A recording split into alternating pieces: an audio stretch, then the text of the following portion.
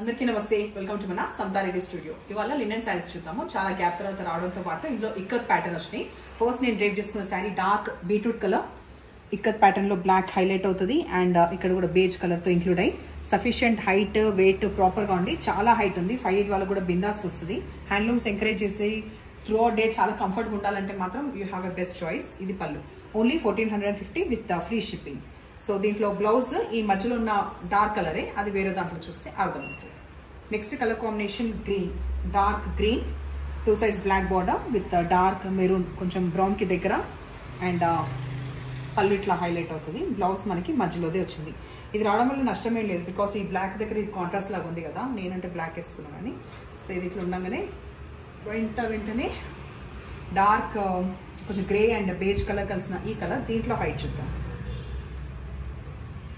Okay, more than enough and starch అవసరం లేదు. Washable saris, price కూడా చాలా రీజనబుల్గా ఉంది. కొంచెం బ్రౌన్ షేడ్కి దగ్గరగా ఉన్న ఈ కలర్ కాంబినేషన్ ఒక ఆప్షన్ ఉంది.